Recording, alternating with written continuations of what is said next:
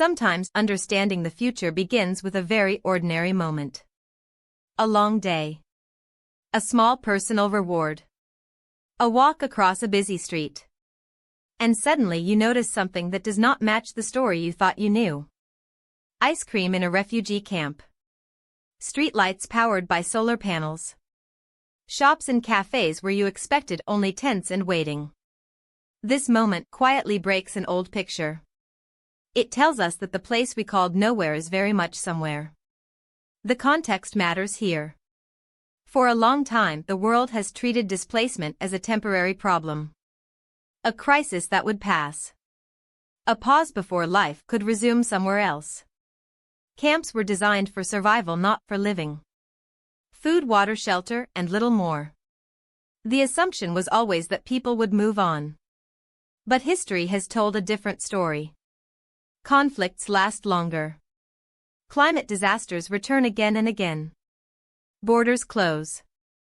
And millions of people spend years, even decades, in places never designed for human growth. This is where the surface idea begins. Human potential does not disappear when people are displaced. It waits. It adapts. It looks for space. When given even small openings, it begins to build. Businesses appear not because conditions are perfect, but because needs are clear. Tailoring shops, motorcycle dealers, food stalls, service providers. These are not hobbies. They are acts of survival and dignity.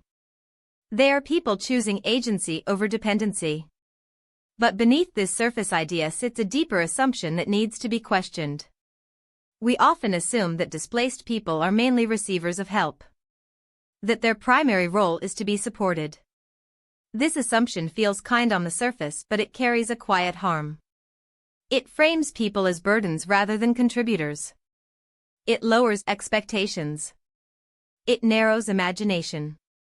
It shapes policies that focus on control rather than opportunity. When you see people only through the lens of need, you miss their capacity.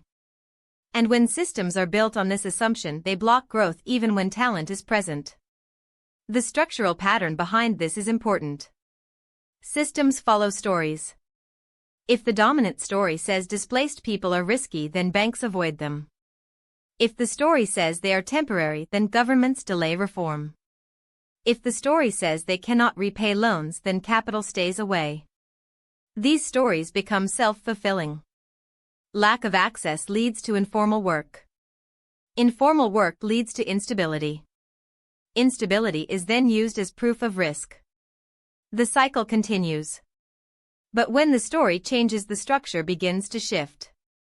When entrepreneurs are seen as entrepreneurs rather than refugees, new doors open.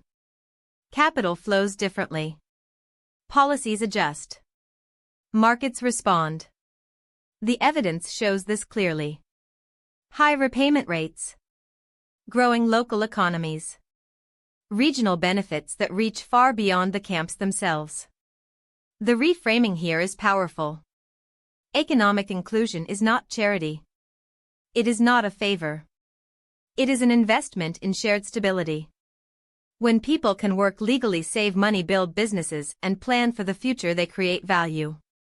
They hire others. They pay fees. They support families.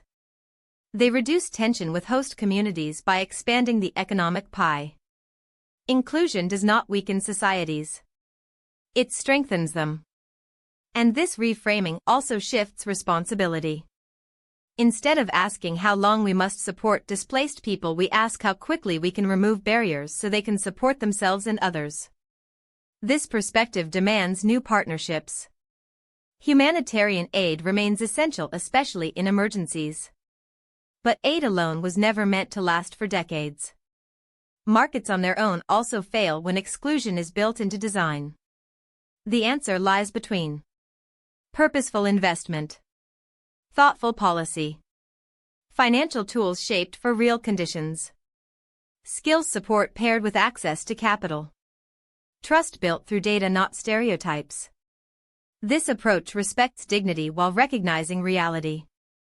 Application to daily life does not always feel obvious because most of us do not work in camps or finance or policy. But the principles travel. Notice how quickly we label people based on circumstance. Notice how often we confuse lack of access with lack of ability. In workplaces, communities, schools, and teams, we all meet people whose potential is hidden behind structure. The question becomes, do we design systems that trap or systems that unlock? Even small decisions matter. Who gets a loan? Who gets hired? Who is trusted with responsibility? Who is seen as capable of growth? These choices compound over time. Optional deepening comes when we face the scale of the challenge. Displacement is growing. Wars, climate change, economic shocks. 1 in 10 people displaced within a generation is not a distant idea. It is approaching. This reality asks us to prepare differently. Not with fear but with imagination. If we continue to treat displacement only as a problem to contain, we will fail. If we treat it as a source of untapped potential, we may adapt. This does not mean ignoring suffering. It means refusing to stop at survival. It means seeing people not only as victims of circumstance but as agents of change within it. The stories of return also matter here. Paths are not linear. People move forward, then back, then forward again. Skills gained in one place travel to another. Experience multiplies. When systems allow this movement, value spreads across borders. The same person once advised businesses in a camp later helps rebuild a nation. This is not an exception. It is a pattern waiting for support. The quiet truth beneath all of this is simple.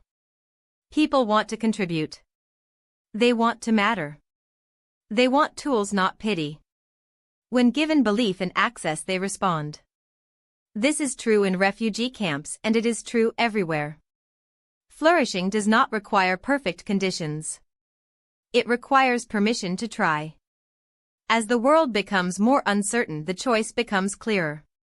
We can build walls around fear or bridges toward possibility. We can invest only where comfort already exists, or we can invest where growth is needed most. We can keep repeating old stories, or we can learn from places once called nowhere that are now full of life. So as you think about the systems you influence and the stories you repeat, ask yourself this. Where might human potential already be waiting just beyond the limits of what you have been taught to see?